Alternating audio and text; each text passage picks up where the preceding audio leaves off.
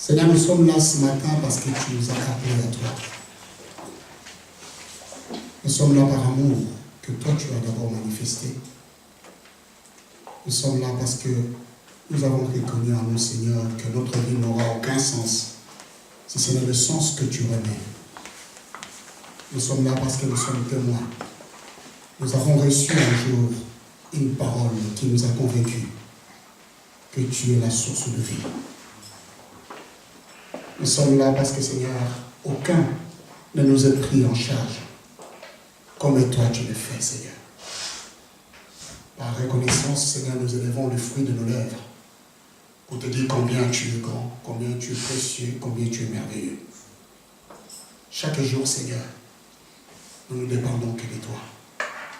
Comme un poisson dépend de l'eau, Éternel, nous voulons ce matin encore plus davantage dépendre de toi.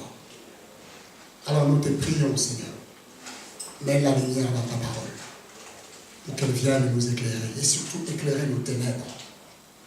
Nous avons besoin de ta force parce que ta parole restaure, elle renouvelle notre confiance et notre vie.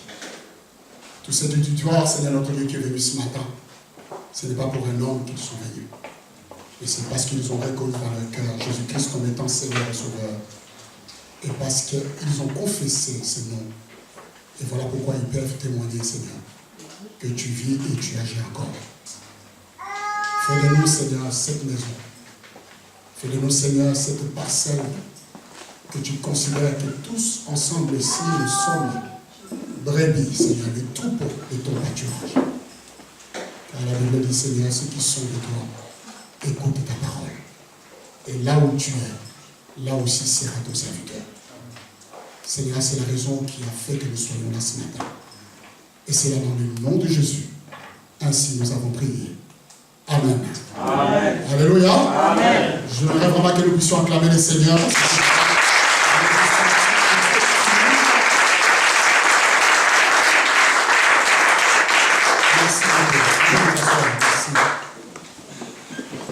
Nous sommes au mois de mai, nous nous préparons pour la convention qui viendra au mois de juin, le 14, le 15 et le 16.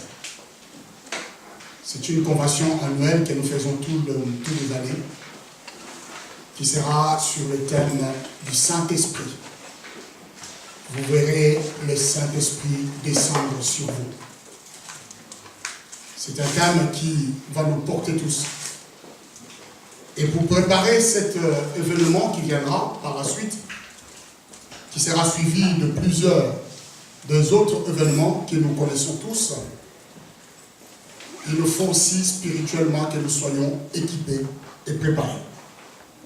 Quand je parle spirituellement, je vais parler que l'Église doit prier. Et pour prier, j'ai écouté le Seigneur à mon cœur. Je n'ai pas voulu mettre un mois tout entier dans la prière. Alors nous avons décidé de mettre 2 jours par semaine durant tous ces mois de mai. C'est-à-dire le mardi et le mercredi, de 10h30 à 20h30. Nous aurons intercession et prière dans l'église, les mardis et le mercredi. Nous allons faire ainsi tout le mois de mai, tous les mardis et tous les mercredis. Nous serons ici à l'église pour recommander ces événements qui viendront entre les mains du Seigneur. Prier pour les événements qui se feront. Pour que ces jours-là, le Seigneur puisse vraiment répondre.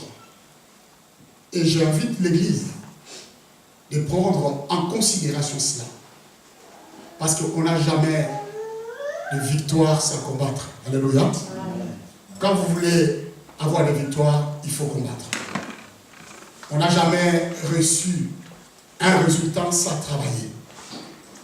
Lorsqu'on veut un résultat, ça veut dire qu'on doit travailler. Et l'Église doit travailler dans la prière. C'est une façon où Dieu a choisi de nous avoir avec lui, de rappeler à Dieu que nous sommes là pour lui. Et s'il a mis cela à cœur dans nos vies, il devrait accompagner ces moments par son Esprit Saint. Bien-aimés, nous commençons le mardi prochain et jusqu'au dernier mardi du mois, 19h30 jusqu'à 20h30. 1 heure devant la présence de Dieu. Alléluia. Ainsi de suite, nous ferons. Et le mois de juin qui commencera, nous préparerons le 2 semaines d'avant. Nous serons dans la préparation de l'organisation de cette convention annuelle que nous avons tous les années. Alors si vous aimez votre Dieu, retenez bien, mardi, mercredi, 19h30 à 20h30, vous avez la possibilité d'offrir à votre Dieu 1 heure, et rien simplement pour l'offrir, mais simplement parce que vous êtes membre de cette communauté et vous faites partie de cette église. Vous avez des devoirs vis-à-vis de cette église et vis-à-vis de Dieu également, pour que nous ayons l'approbation de Dieu en cette journée. Alléluia. Et à 14h aujourd'hui, l'église La Pierre Précieuse, qui était ici à Brostant, s'est déplacée. Ils ont reçu notre salle.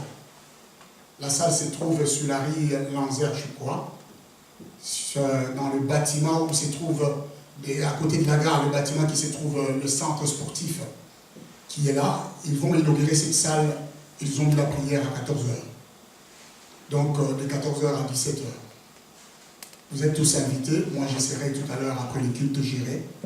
Donc, vous pouvez aussi vous déplacer pour aller apporter du soutien au pasteur Boukabele, qui installe son église. Ainsi, il nous invite tous à être là-bas pour cette soirée, cette dédicace de la salle qu'ils ont obtenue de la part du Seigneur. Voilà, ça c'était pour nous préparer, pour les communiquer. Je crois que chacun de nous est disposé pour ces 2 jours de prière qui seront chaque semaine pour l'église tout entière. Même si vous travaillez, faites-vous violence pour que vous puissiez ne pas manquer tous ces jours. Alors nous allons nous lever pour lire une parole. Hébreux chapitre 10, verset 16. Le thème de ce matin, la purification de l'église par l'eau de la parole. La purification de l'église par l'eau de la parole. Par la parole de Dieu. Voici l'alliance que je ferai avec eux après ces jours-là, dit le Seigneur. Je mettrai mes lois dans leur cœur et je les écrirai dans leur esprit. Il ajoute, 17, s'il te plaît. Et je ne me souviendrai plus de leur péché, ni de leur iniquité. Je réponds. Voici l'alliance que je ferai avec eux après ces jours-là, dit le Seigneur. Je mettrai mes lois dans leur cœur et je les écrirai dans leur esprit. Il ajoute, et je ne me souviendrai plus de leur péché, ni de leur iniquité. Nous pouvons nous asseoir. C'est la parole du Seigneur. J'ai essayé de réfléchir sur cette parole. Je me suis dit, pourquoi le Seigneur avait-il décidé, dans cette alliance, de prendre cette décision? Quand on parle de l'alliance, on parle de l'ancienne alliance et de la nouvelle alliance. Quand je lis une telle parole, j'ai compris que Dieu ne parlait pas de l'ancienne alliance. Parce que nous savons que la loi ici est définie aujourd'hui par la parole de Dieu. Et je sais que dans l'ancienne alliance, la loi a été inscrite sur les tables de pierre. Nous savons tous que cette loi même que Dieu avait donnée à Moïse, il l'avait inscrite sur les tables.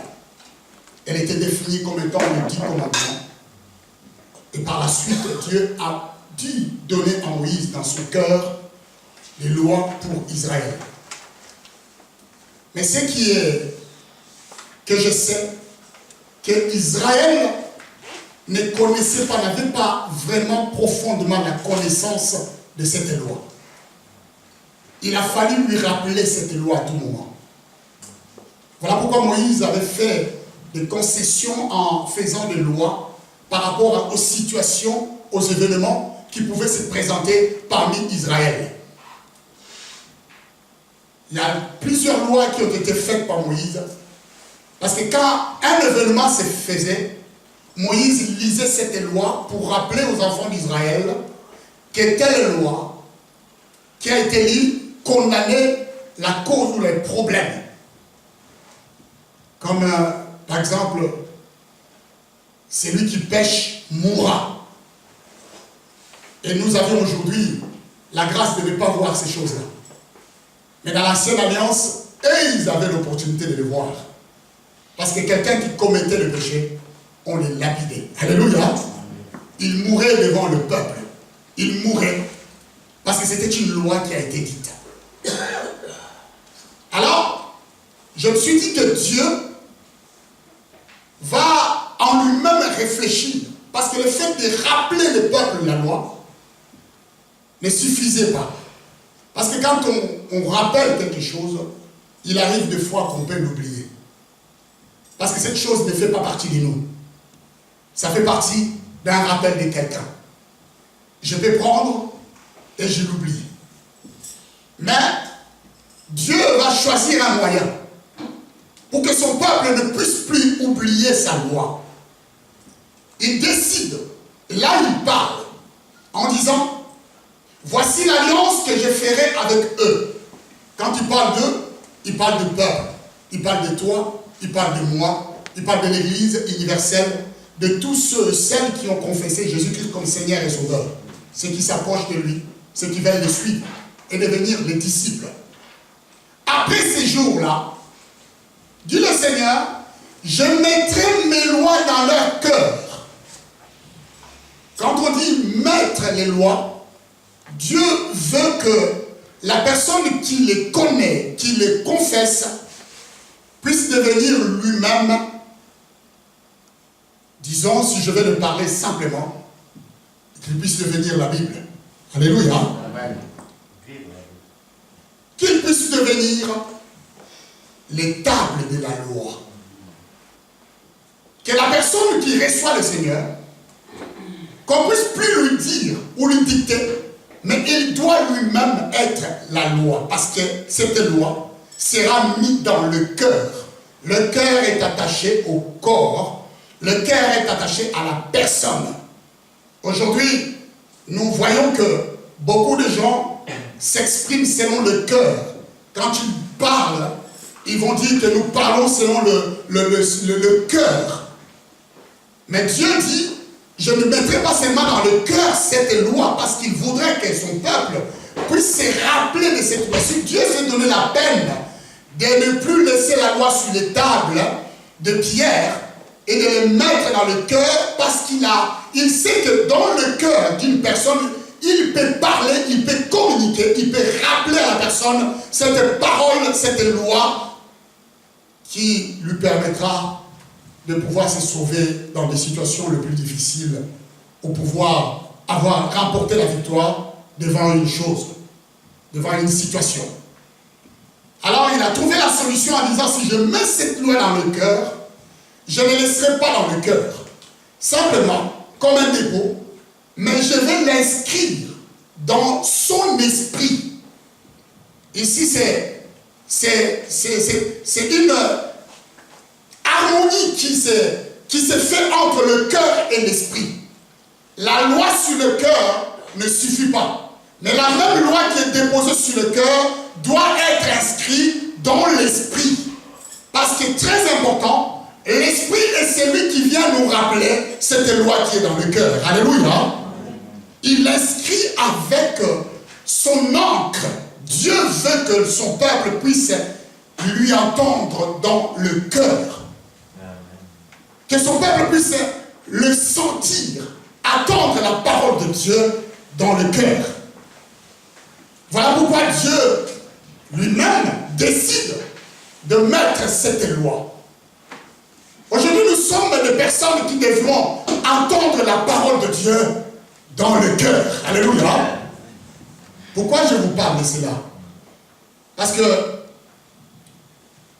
Dans le Nouveau Testament, le Nouveau Testament utilise deux mots grecs qui est défini par la parole. C'était loi. La parole de Dieu est définie comme étant logos que nous connaissons. C'est logos, c'est la lettre. La lettre est comme celle qui était inscrite sur les tables de pierre, comme aujourd'hui celle qui est inscrite sur ces livres qu'on appelle la Bible. Ce sont des commandements. Et lorsque nous savons que la parole de Dieu, toute la parole de Dieu est un commandement, nous sommes à même de l'obéir. Mais cette logos est en général l'illustration même de la parole qu'on a définie. Mais il y a aussi les rémans. Les rémans qui est différent de logos. C'est une parole prononcée et révélée, même dans le cœur de la personne. Quand Dieu parle ici, il a besoin que le peuple ne s'attache pas au logos. Il a besoin que son peuple, toi et moi, nous puissions nous attacher au réman. Parce que lorsque la parole elle est inscrite dans l'esprit, au moment le plus difficile, au moment le plus critique, Dieu viendra par son esprit te donner une parole. Tu vas l'attendre dans ton cœur et tu vas voir la révélation de cette parole. Alléluia. Amen. Amen, amen, amen, amen. Et parce que quand elle parle, la parole se révèle en toi, elle porte des fruits.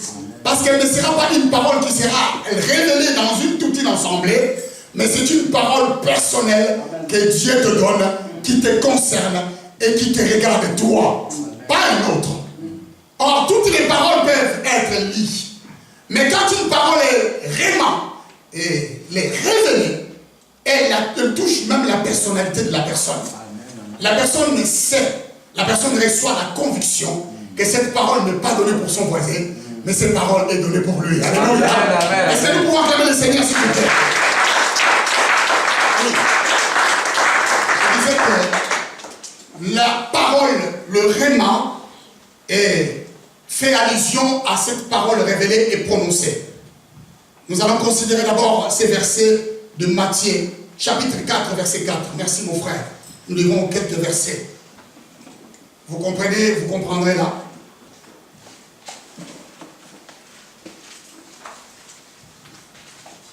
La parole qui purifie. Les enfants de Dieu doivent connaître mieux la parole. Ne laissez pas l'ennemi connaître la parole à votre place. Parce qu'il va vous l'utiliser contre vous. Alléluia. Amen. Quand l'ennemi, vous le laissez le privilège de connaître la parole à votre place, il vous utilisera contre vous. Rappelez-vous de Jésus-Christ. Le diable a utilisé la parole de Dieu contre lui. Mais heureusement que lui connaissait la parole. Amen. Pour contrecarrer le plan du diable. Quand tu ne connais pas la parole, tu vas accepter tout ce qui te sera présenté sans que tu puisses avoir la profondeur. La Bible dit, Jésus répondit, il est écrit, l'homme ne vivra pas seulement du pain, ne vivra pas de pain seulement, mais de toutes les paroles qui sortent de la bouche de Dieu. Ça, c'est une parole que nous savons, que nous connaissons et nous lisons chaque fois. Nous les confessons. Mais dans cette parole, quand je regarde, je vois une chose. Que ici, quand Christ parle, il est écrit que l'homme ne doit pas vivre seulement du pain, mais de toutes les paroles qui sortent de la bouche de l'Éternel.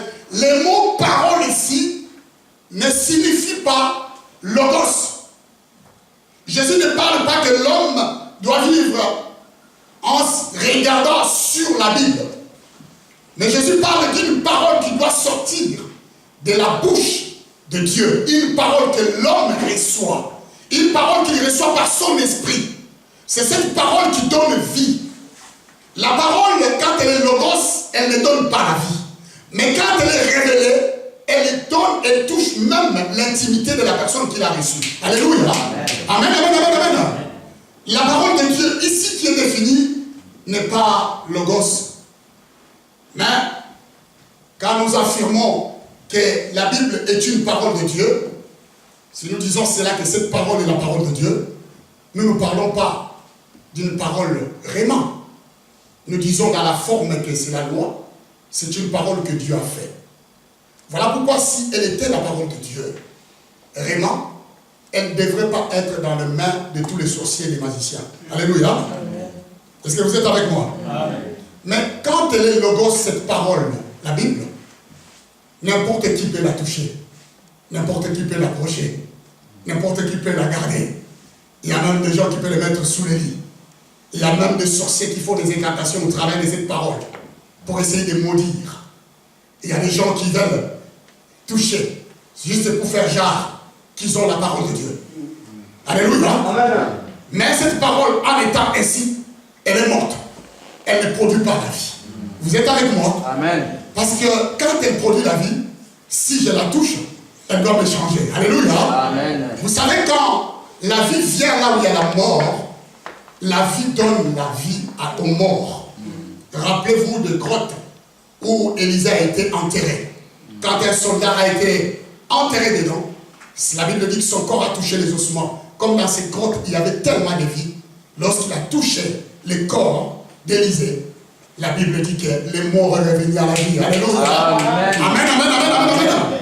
Là, je nous parle que cette parole, quand on dit la Bible, c'est une parole qui est en elle-même, ici dans ces livres, dans ces écritures, qui est complètement inutile en elle-même.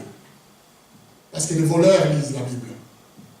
Parce que les magiciens ont la Bible. Il y a des sorciers qui ont la Bible. J'ai suivi un reportage un jour que les gens qui font la maçonnerie, maçonnerie, hein, c'est ça? La maçonnerie, merci. Ils utilisent aussi la parole de Dieu. Le reportage, il a parlé, ils avaient aussi la Bible. Mais dans cette Bible, pour eux, c'était mort. Parce qu'il faut quand même l'occultisme. Alléluia. Ils n'ont pas la lumière, ils n'ont pas la vérité. Donc je dis que cette message, cette parole, en elle-même, elle est inutile.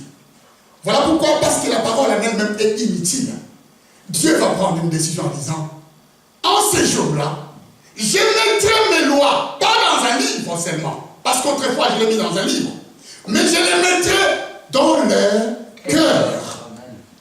Et je les écrirai dans leur esprit. Pourquoi? Parce que quand nous nous appuyons, parce que je vois assez souvent des chrétiens, quand ils sont devant une situation, devant un problème, ils courent pour lire la Bible. Alléluia. S'attendant que Dieu va leur parler. Alors là, c'est assez souvent beaucoup de gens font. Ils s'ouvrent la Bible au hasard. Ils se mettent au hasard. Parce que quand ils vont ouvrir la Bible, ils se disent, je vais ouvrir au hasard, je vais voir quelle est la parole qui a été dite pour moi. Cherchant quelque chose qui va les réconforter. Assez souvent, ils arrivent aussi à tomber à une parole qui aussi les réconforte. Mais des fois, ils ne voient aucun résultat. Pourquoi? Parce qu'ils se demandent, Seigneur, tu m'avais parlé l'autre jour quand j'ai ouvert la Bible. J'avais lu un mot et je trouvais que tu m'avais parlé. Alléluia. Amen. Dieu veut te parler dans son esprit et dans ton cœur. Je vais vous raconter une histoire pour que vous voyez que des fois, le diable nous met dans des situations où il nous trompe et il tourne la parole contre nous. Nous ne faisons pas d'effort d'étudier cette parole. Je me rappelle au début de cette église, j'étais allé acheter toute une parole, des paroles qui étaient les promesses de 866 pages qu'on avait distribuées à toute l'église. J'avais dit à l'église ceci, étudiez cette parole, connaissez-la. Pas dans la Bible, ni dans les livres, mais retenez toutes les promesses et toutes les paroles de Dieu, que ça soit inscrit dans votre esprit et dans votre cœur. Amen. Amen. Alléluia. Amen. Parce qu'il peut arriver aussi qu'il y ait un problème qui t'arrive. Tu veux lire la Bible la nuit pour que tu puisses chercher que Dieu te parle. Il n'y a pas d'électricité. Il n'y a plus d'électricité. Tu vas faire comment? Tu cherches une torche. Il n'y a pas de torche. Tu vas faire comment? Ou sinon tu es face à une situation là où tu as laissé la Bible à la maison dans mon sac. Comme moi j'ai laissé la Bible à la sac. Tu vas faire comment? Alléluia. Amen. Je disais que je vais vous raconter l'histoire. Une maman un jour était à la maison en train de préparer. Cette maman avait laissé ses enfants aller jouer dehors. Et les enfants en jouant, son enfant voulait traverser, son fils voulait traverser la rue pour suivre le ballon. savez, quand les enfants jouent, le ballon part dans la rue, ils ne font pas attention parce qu'ils sont concentrés sur le ballon. Et là, quand les enfants, le fils a suivi le ballon pour répondre, une voiture est venue, ça a fauché l'enfant. Le ballon est resté, mais l'enfant est parti et il a été déposé quelque part. La mère, il y a un messager qui part en courant. Il va, parce qu'il connaissait la famille, la mère de ses fils. Il va courir jusqu'à la maison. Il va dire à cette mère en disant, ton fils a été fauché par une voiture. C'était une mère qui croyait qu'il était chrétien. Mais il lui a dit, il est entre la vie et la mort. Alors la mère, il lui a amené à l'hôpital. La mère s'est dit, oh mais il faut que je cherche que Dieu puisse me parler pour cette situation. Elle court dans la maison, elle prend sa Bible. Quand elle a pris sa Bible, elle ouvre sur Jean 11, verset 4. Et quand elle a ouvert sur Jean 11, verset 4, elle va lire ceci. Cette maladie n'est pas à la mort. Quand Jésus parlait de Lazare, vous connaissez? Que cette maladie qu'elle avait ne l'amenait pas à la mort. La mère a conclu que c'était une situation qui lui était favorable par Dieu, que Dieu lui avait parlé, que la maladie n'amenait pas à la mort. Elle commença à se réjouir dans son cœur en disant, mon fils ne va pas mourir. Alléluia. Est-ce que vous êtes avec moi? Amen. Considérant que c'était la parole que Dieu lui avait donnée pour cette situation. Elle n'a pas entendu cette parole dans son cœur, ni dans son esprit. Mais elle l'a lu dans la Bible. Ce qu'elle devrait faire avant, c'est de pouvoir se concentrer devant le Seigneur. Et prier en disant, Seigneur, on m'a annoncé une nouvelle, mais je voudrais que tu puisses me parler par rapport à cette situation qui m'arrive. C'est quoi qui m'arrive? Quel est ton plan pour cette situation? Là, Dieu aurait pu lui parler dans son esprit. Alléluia. Amen. Quand Dieu te parle dans son esprit, toutes les paroles qu'il t'adresse doivent t'apporter la vie. Amen. Mais la vie en abondance. Alléluia. C'est une parole qui doit te révéler les rayonnements du Seigneur est un rayonnement qui donne la vie. Amen. C'est une parole que Dieu te donne dans cette circonstance que tu vis. Pas dans une autre circonstance. Il arrive que nous faisons des erreurs d'aller courir dans la Bible. Or, ce qui est écrit dans la Bible doit être inscrit dans notre cœur et dans notre esprit. Amen, amen, amen. Amen. Parce que quand il m'arrive quelque chose, je suis à même de sentir et d'entendre la parole de Dieu dans mon esprit par rapport à la situation. La maman se réjouissait. Elle a dit à ses enfants, les autres enfants, elle a dit, ne vous inquiétez pas, notre fils ne sera pas. Dieu m'a dit qu'il ne va pas mourir.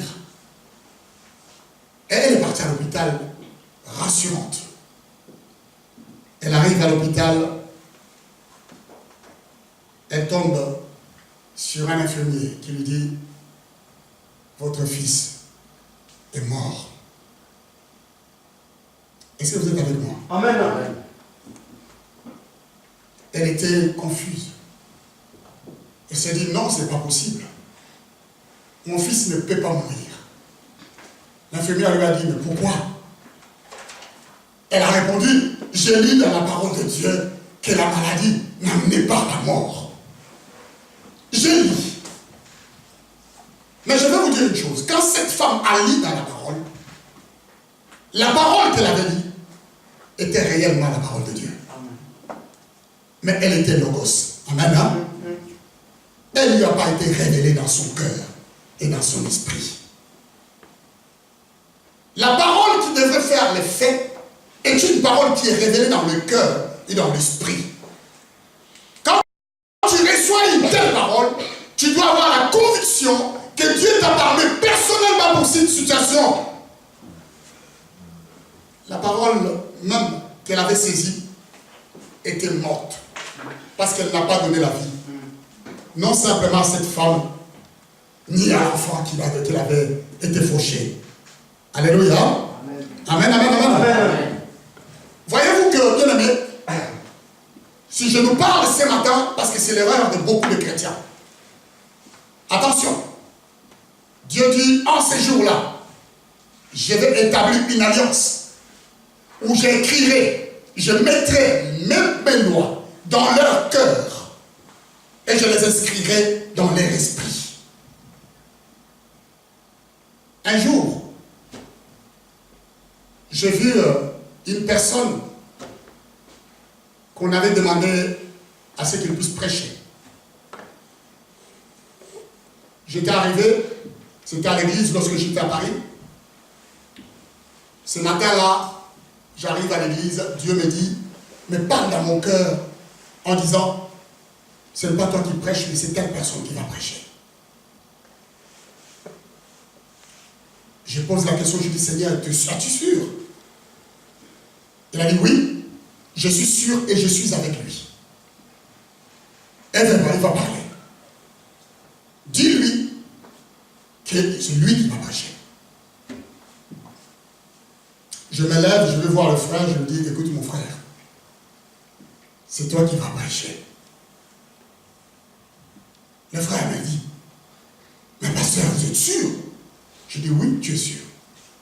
Il me dit, mais pasteur, je n'ai pas la Bible, je n'ai pas préparé, je ne sais pas quoi dire.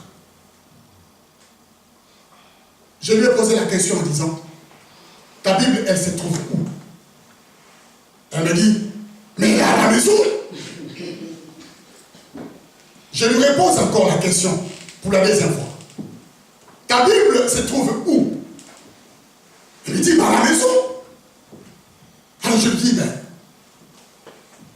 toi qui es un serviteur de Dieu, jusqu'aujourd'hui, tu as toujours la Bible à la maison. Tu n'as pas encore ta Bible dans ton cœur. Tu ne peux pas aller chercher une parole que Dieu te donne maintenant à l'instant pour prêcher. Alléluia. Amen. Il faut que tu t'appuies sur la parole qui est à la maison.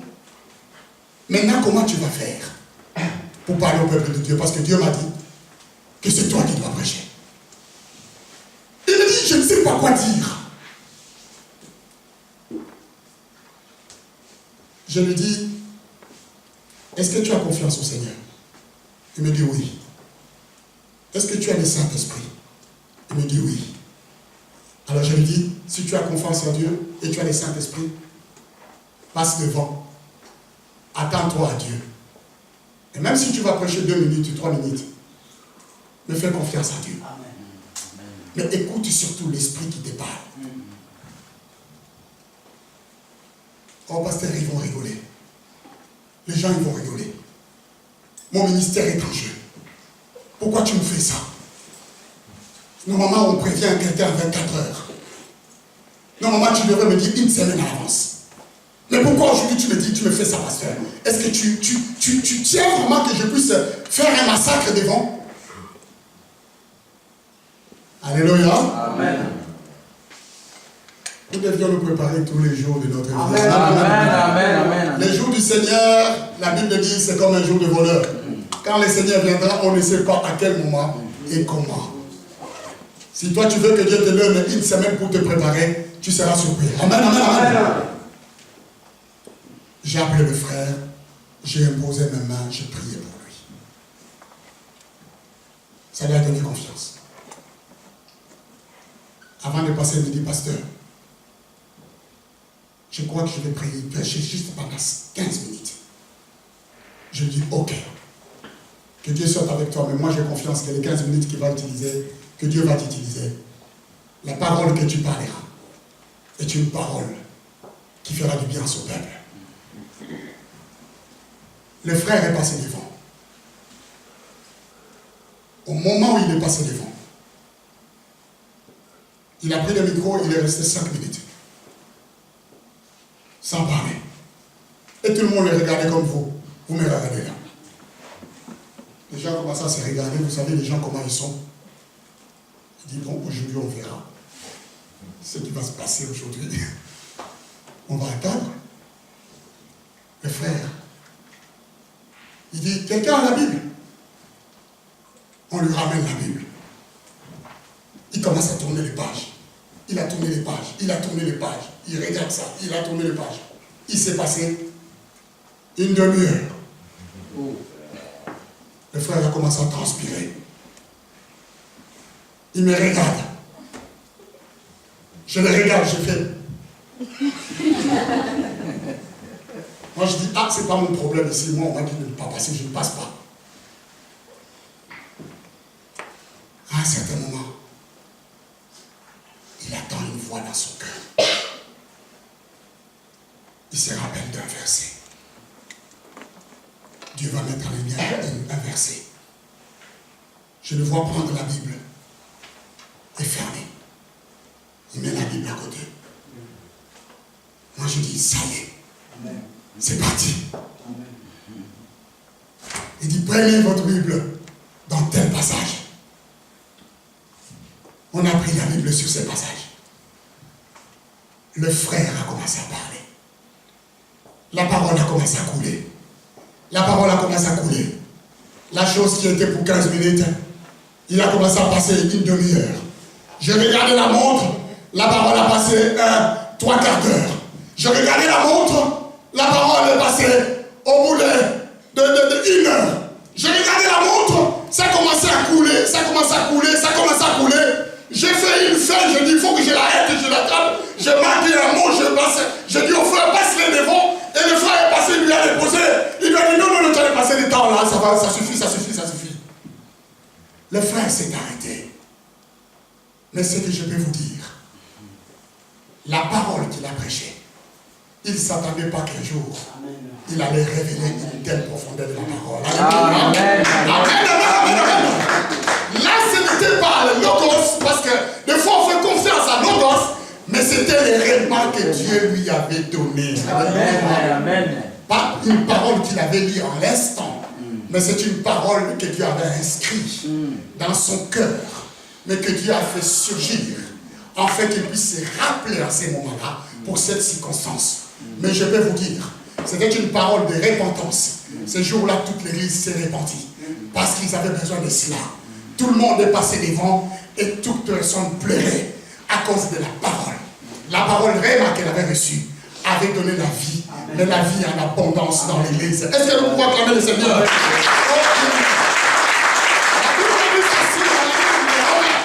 Chapitre 10, verset 17, que l'homme, la foi vient de ce qu'on attend.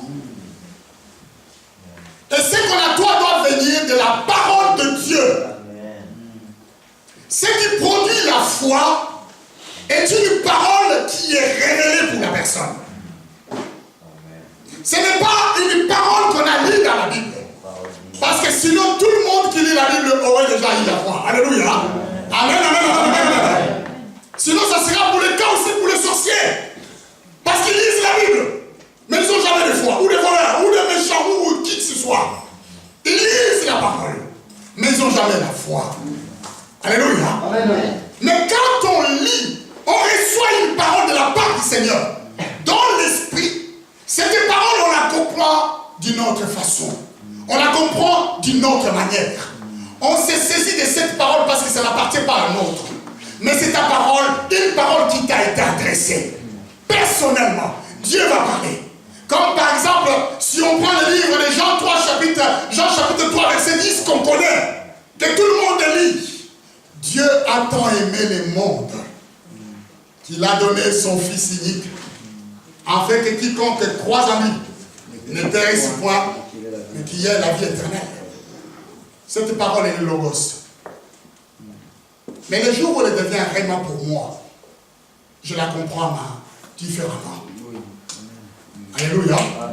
Je vais la comprendre différemment. Parce que je vais la comprendre de ceci. Dieu n'a pas aimé le monde.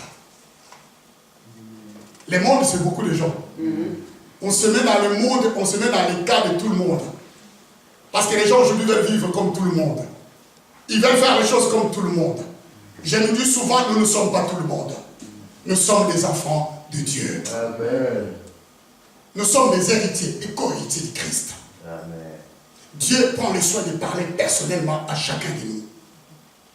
Quand j'ai compris que la parole est réellement, les jours où je reçois la parole, comme celui de Jean chapitre 3, verset 10, Jean chapitre 3, verset 16, je comprends que Dieu n'a pas aimé le monde, mais Dieu m'a aimé. Alléluia. Alléluia. Je m'en fous du monde. Mais je sais que Dieu m'a aimé. Dieu n'a pas donné son Fils unique au monde. Mais Dieu m'a donné son Fils unique.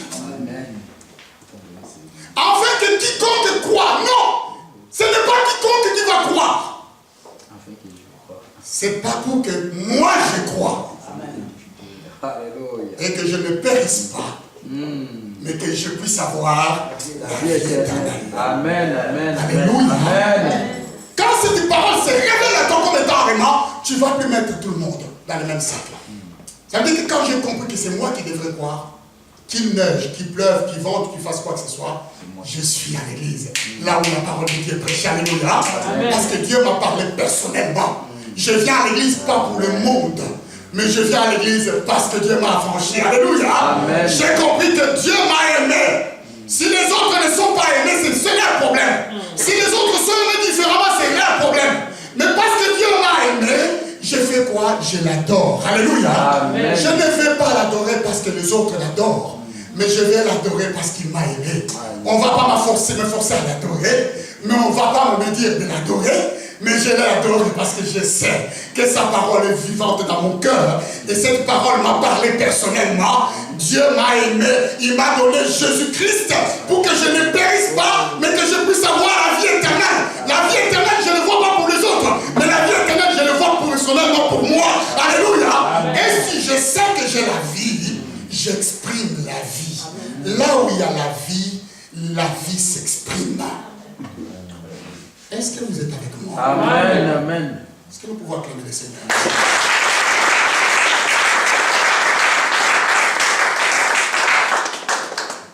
C'est cette parole qui est révélée, qui purifie. C'est la parole qui est révélée, qui sanctifie. Pas simplement que nous courons dans la Bible.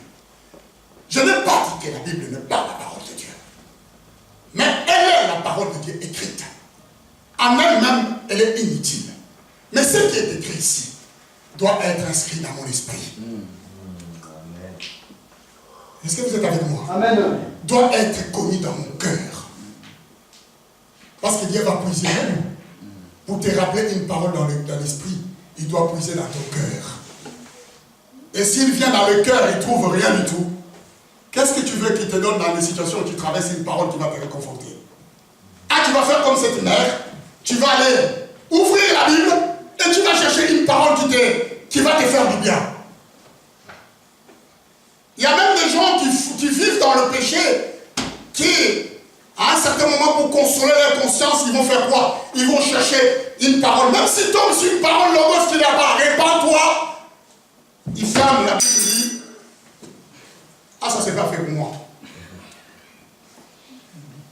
Alléluia. Ce n'est pas fait pour moi. Il cherche d'autres paroles. Où le Seigneur dit, je suis lent à la colère et riche en bonté, miséricordieux et compatissant.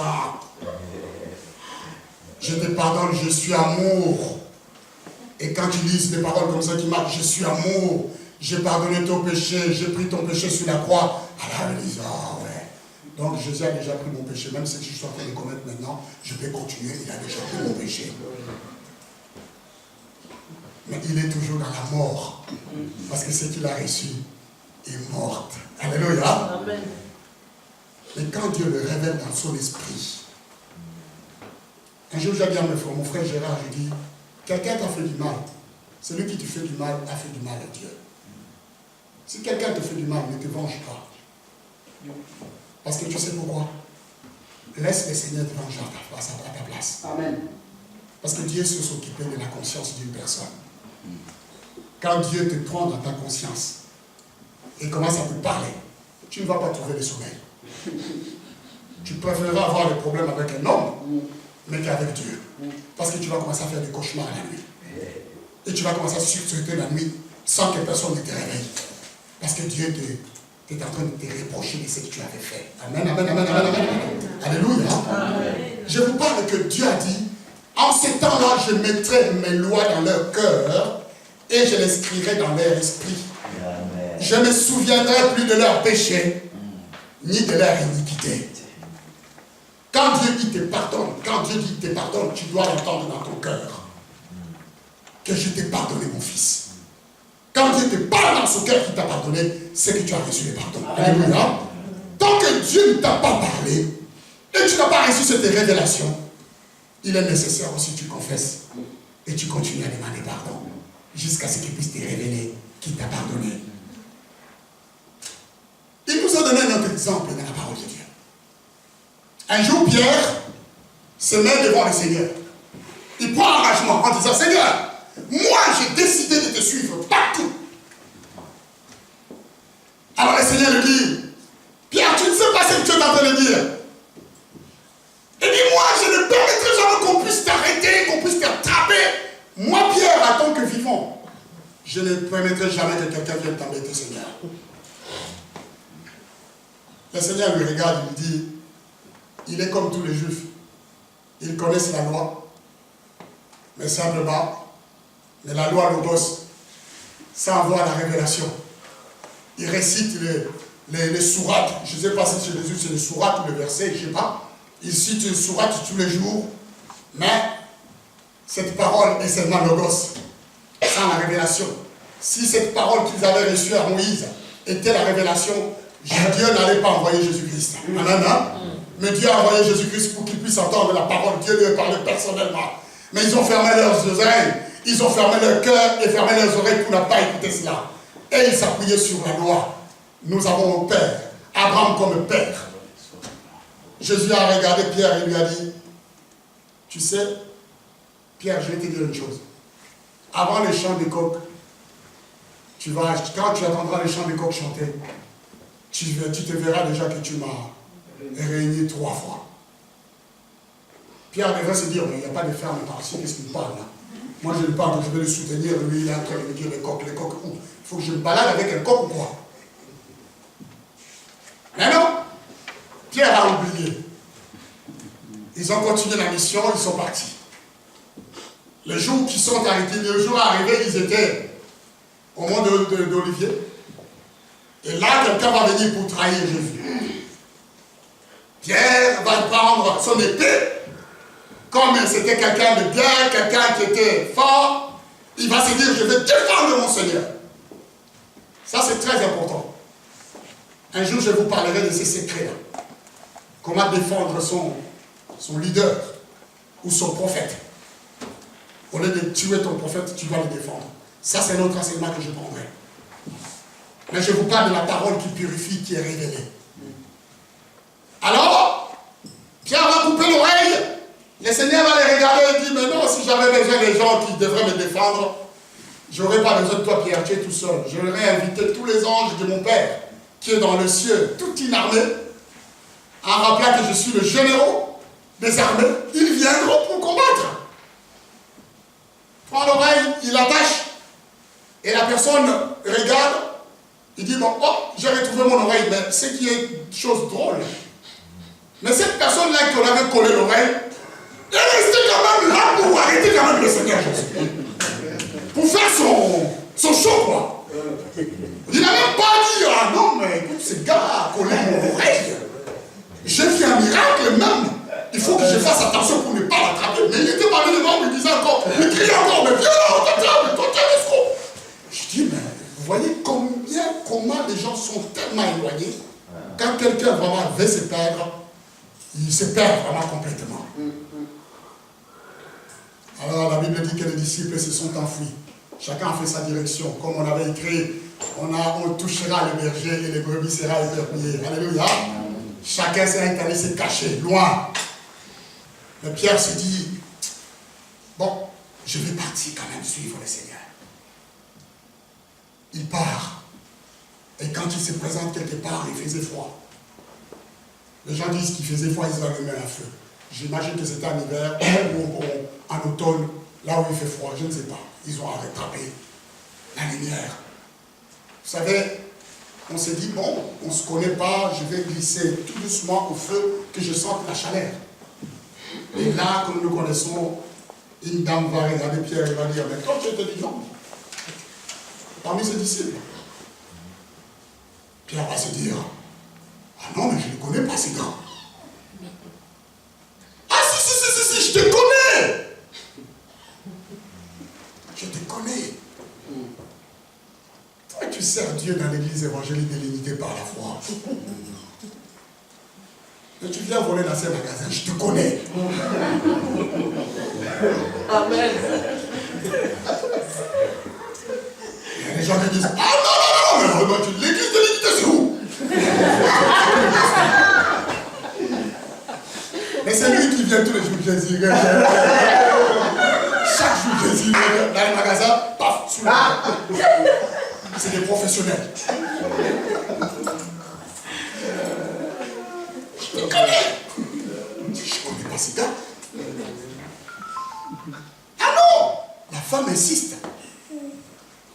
Je me suis rappelé que Pierre était costaud, il pouvait se tenir devant le Seigneur et dire des choses, mais il a eu peur d'une femme. Je suis sûr que cette femme-là était minuscule. Mais Pierre a eu peur. Il lui manquait parce que la Bible n'a pas tout révélé. Il lui manquait, tais-toi. Je cherche ma vie ou quoi? Non, mais la Bible dit qu'un homme a dit, non, mais je ne connais pas. La femme m'a dit, ok, bon, ben, si il insiste, il ne connaît pas. Et il va partir. Un autre gars, comme par hasard, un autre gars vient encore et dit, oh, comment ça va? J'ai dit, ça va bien? Ah, toi, tu n'étais pas avec le Seigneur qu'on a arrêté. Il dit, mais il peut dire, mais vous me saoulez, mais laissez-moi, je n'étais pas avec lui. Non, je ne le connais pas. Quand il a fini de dire, je ne le connais pas la troisième fois, il attend encore. La ferme qu'il ne choisissait pas, il a entendu qu'une poule pouvait crier à la ferme qui était à 700 km. Mais cet cri-là du poule, de coq-là, est arrivé jusqu'aux oreilles de Pierre. Peut-être ceux qui étaient là n'avaient pas entendu le cri de coq. Mais comme c'était une parole qui a été donnée à Pierre, personnellement pour la situation, il devrait l'entendre, même le cri de coq. Alléluia. Amen. Là où les autres ne peuvent pas entendre ces cris, si Dieu ne te parle personnellement, tu entendras. Amen. Alléluia. Amen. Pierre, la Bible dit Pierre a entendu le cri de coq. Mais ce qui est merveilleux, c'est ce qui suit. La Bible dit Pierre se souvint de la parole que Dieu lui avait dit. Cette parole est vraiment. Pierre a marché avec le Seigneur. Il a écouté toutes sortes de paraboles. Il a reçu la parole de Dieu en entier. Quand Jésus parlait au fleuve, quand il disait ceci, toutes les paraboles du Seigneur, Pierre les savait. Mais ces jours-là, ce n'est pas que les paraboles qui est revenu dans la tête de Pierre. Alléluia. Amen. Ce n'est pas les paraboles de semeur qui est venu dans la tête de Pierre. Ce n'est pas les paraboles de drame qui est venu dans la tête du Seigneur. Ni une autre parole. Mais la seule parole que Dieu lui avait dit. Pierre, quand tu entendras les coqs les chants de coq, tu auras déjà réuni 3 fois. Alléluia. Amen. Cette parole qui est remontée dans l'esprit de cœur de Pierre était implantée dans son cœur. Et voilà pourquoi il s'est rappelé, et cela est venu pour la situation.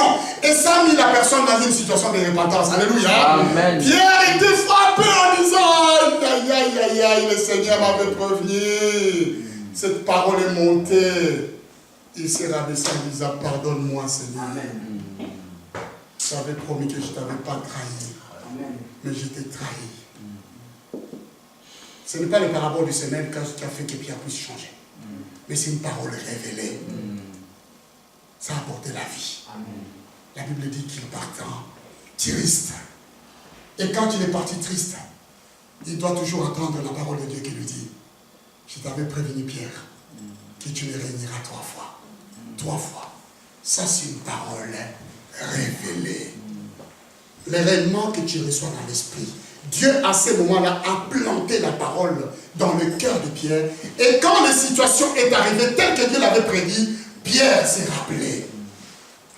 Les problèmes que nous trouvons dans nos vies, nous devions chercher la révélation du Seigneur pour ces problèmes. Et quand nous cherchons la révélation du Seigneur, Dieu va nous parler par rapport à la situation. Et quand Dieu me parle par rapport à la situation, et qu'est-ce que je fais?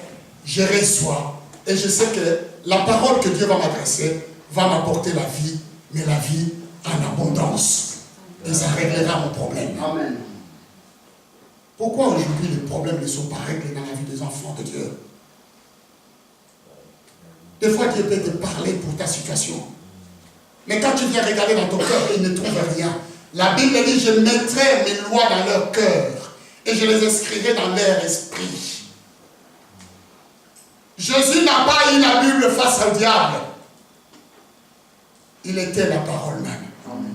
Quand le diable disait, il est écrit, lui aussi disait, il est écrit. Alléluia. Alléluia. Quand tu n'as pas la parole dans ton esprit, ni dans ton cœur, quelqu'un peut t'égarer. Parce que la parole de Dieu, des fois, on a comme l'impression quand on trouve des pages, il y a d'autres versets qui se contredisent. Tu as comme l'impression que ça se contredit. Or, Dieu ne peut se contredire. Alléluia. Amen. Mais si toi, tu connais bien la parole de Dieu, tu montreras à la personne qu'il a mal compris. Alléluia. Amen. Mais celle que toi, tu connais, te dit telle chose. L'homme ne vit pas seulement du pain, mais il vit de toutes les paroles qui est révélée. Je vous dis une chose. C'est même Pierre est arrivé devant une situation. Vous connaissez ces versets. La pêche miraculeuse. Quand ils sont arrivés, ils ont pêché toute la nuit. Ils n'ont rien eu. Jésus va venir, ça c'est le début du ministère de Pierre. Il va le croiser lui disant, il va lui dire, jetez le filet du côté droite, de l'autre côté de la mer. Pierre va dire, nous avons travaillé toute la nuit. Même le côté là que tu nous montres, nous avions jeté plusieurs fois le filet. Mais nous n'avons rien eu. Mais si ta parole, alléluia. Amen. Sur ta parole, Seigneur. Je répare encore de ce côté-là. Et je jette le filet. Alléluia. Amen. Amen, amen, amen, amen. Tu as reçu une parole dans la Bible qui te dit que tu vas trouver du travail. Et tu te dis que Dieu m'a parlé. Tu es parti, tu as fait des CV, tu as déposé et rien ne se passe. Commence à chercher la parole révélée du Seigneur. Si Dieu maintenant te révèle dans ton cœur que oui, lève-toi et va trouver du travail. Réponds-lui. Moi, j'ai déposé des CV partout, je n'ai rien trouvé. Mais parce que tu m'as dit, Seigneur, je vais me lever et je vais aller trouver du travail. Amen. Alléluia. Amen, amen. Amen, amen, amen, amen, amen. Amen. Et quand tu te lèves, parce que tu as écouté cette parole, tu vas aller et tu vas trouver du travail. Amen. Parce que la parole que tu as entendue, elle n'est pas logos, mais elle est vraiment révélée par toi. Dieu te l'a révélé personnellement. Si ta parole, Seigneur, je jetterai le filet. Il s'est appuyé sur cette révélation que Dieu lui a dit. C'était quelle parole? Dieu lui a dit, jette encore le filet. Il a dit, ça c'est une révélation. Comment cet homme peut-il savoir que de l'autre côté, il y a du poisson? Même moi, je n'y crois pas, mais je vais croire à sa parole. Alléluia. Amen. Maintenant, comme tu m'as donné cette parole, je m'approprie cette parole. Et qu'est-ce que je fais de cette parole? Je l'utilise maintenant. Pierre va jeter. La Bible va dire que non, ils ont appelé d'autres bateaux pour tirer les filets. Ils se sont regardés, ils se sont dit, mais est-ce que nous n'avons pas travaillé toute l'année de ce côté-là? D'où sortent les poissons que nous amenons? L'abondance était là. Alléluia. La vie était là. Et ils ont tous reçu comme ils désiraient. Alors ils se sont dit, vaut mieux qu'on s'attache à cette personne qui peut donner une parole révélée. Alléluia. Amen. Une parole qui parle dans notre cœur, bien-aimés. Les enfants de Dieu ne prennent pas le soin d'étudier la Bible et de garder les paroles de Dieu dans le cœur. Vous lisez la Bible, vous étudiez la Bible. Mais quand on vous pose une question, un enfant de Dieu ne doit pas oublier la parole de Dieu quand il les récite. Combien de fois j'entends des hommes de Dieu, quand il faut dire un verset, ils sont en train de tituber parce qu'ils ne les connaissent pas mieux. Il faut qu'ils aillent chercher dans la parole. Dieu nous demande à ce que cette parole puisse être inscrite. Alléluia. Amen. Nous devions mieux la connaître et la lire dans notre cœur. Amen. Par son esprit. Comment on peut lire une parole par son esprit? Quand je la connais profondément. Je vous donne un exemple. Après, je m'arrête. Tout à l'heure, nous avons chanté un cantique Dieu Tout-Puissant. Alléluia. J'ai remarqué une chose. Cet cantique n'a pas été affiché.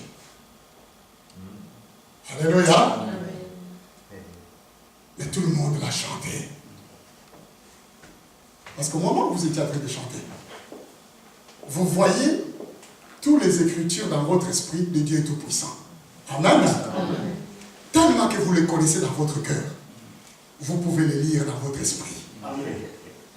Et même, sans regarder les images, vous pouvez même corriger une autre personne qui les lit, qui les chante mal. Si au lieu de chanter car par les bois, l'autre dit mon sauveur, tu dois les regarder, tu dis car par les bois. Juste pour lui dire que non, je dis car par les bois, toi tu dis mon sauveur, mon Seigneur, quoi. Tu ne connais pas cette parole. C'est parce que vous l'avez dans votre esprit. Vous pouvez faire cela avec la parole de Dieu. Amen, amen. Alléluia. Et vous allez voir que il y a de ces paroles que vous allez commencer à recevoir. Que dans une situation, Dieu va faire quoi? Il va aller les chercher. Il va regarder dans votre cœur. Il va te dire, ma fille, mon fils, voilà la réponse à la situation que tu vis. Elle est celle-ci.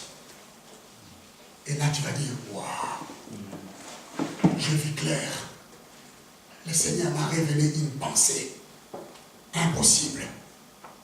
Je ne voyais pas ça comme ça. Mais aujourd'hui, je vis clair. Parce que cette parole, avant, j'attendais cela. Mais je n'avais pas compris comme ça. Aujourd'hui, j'ai entendu la même parole. Mais je l'ai compris différemment. Alléluia. Parce qu'elle m'a non simplement parlé, mais elle m'a convaincu. Alléluia. Oh oui, bien aimé, quand nous prêchons ici à l'église, tout le monde écoute la parole. Mais parce que cette parole, des fois, elle devient le gosse dans leur cœur, ils ne se sentent pas concernés. Mais le jour où Dieu te parle personnellement dans la même parole que nous prêchons ici, toute l'église va sortir. Mais toi, tu vas te mettre à genoux en disant, aujourd'hui Dieu m'a parlé. Parce que tu l'auras compris différemment. Amen. Parce qu'elle deviendra une révélation pour toi. Elle va te parler dans ton profondeur, dans ton intimité, et personnellement. Et quand elle va te parler, tu prends une décision. Et lorsque tu prendras une décision, c'est pour tenir ferme. Cette décision, personne ne peut l'échanger. Parce que tu l'as entendu. La Bible dit, les paroles que je vous ai données sont esprit et vie. Dans Jean 6, 63. Les paroles que je vous ai données sont esprit et vie. Les rémans, c'est l'esprit. Les rémans, c'est la vie. L'église a besoin du réman. Il n'a pas besoin de logos. Il y a des gens qui ont fait des théologies. Ils prêchent la parole de Dieu selon la théologie. Mais ils n'ont jamais la lumière. Ils se conforment à la théologie. Il ne faut pas chercher les rémans. Parce qu'ils ont étudié, ils sont en train de quitter les gens les études. Alléluia. Amen, amen, amen. Que si tu n'as pas étudié, tu ne seras jamais pasteur. Moi, j'entends ça. Beaucoup de gens me critiquent. Quelle école de théologie que tu as fait pour que tu sois pasteur aujourd'hui? Est-ce que tu as un cursus? Merci beaucoup. Mais le cursus que tu as, ce n'est que le logos. Mais il faut rajouter les rémans à ces logos que tu as. Alléluia. Amen. Je ne dis pas que les études sont mauvaises. Mais il faut avoir déjà les rémans. Maintenant, si j'étudie la parole de Dieu, parce que Dieu m'a appris à enseigner sans que je puisse avoir le cursus. Si j'étudie, je rajoute juste l'intelligence au réma que Dieu me donne. Alléluia. Amen. Amen, amen, amen, amen, amen. Mais je vois les disciples, tous ceux qui ont suivi le Seigneur, ils ont fait aucun cursus. Ceux qui avaient fait le cursus, Jésus les a traités de tombeaux blanchis. Il leur a dit que vous gardez la vérité pour vous. Vous dites qu'il est écrit que œil pour œil, dent pour dent. Mais vous avez gardé la vérité pour vous. Mais moi je dis, il est écrit différemment. Alors, c'est bien que nous ayons un cursus. Mais c'est bien, plus avantageux que nous ayons les rémans. Amen. Une parole qui donne la vie, que l'Église a besoin, que le peuple de Dieu a besoin pour se procéder devant le Seigneur et se repentir. Alléluia. Amen. La parole qui purifie.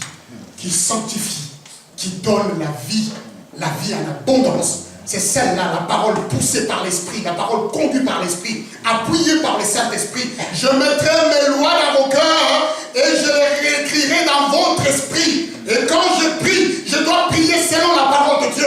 Et quand je parle, je dois parler selon la parole de Dieu.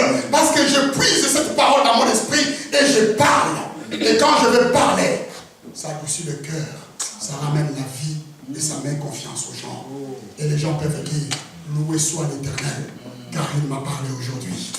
Amen, amen, amen, amen. Vous devrez suivre la parole. Mais cette parole que Dieu a inscrite dans votre esprit. Mettons-nous debout. S'il vous plaît.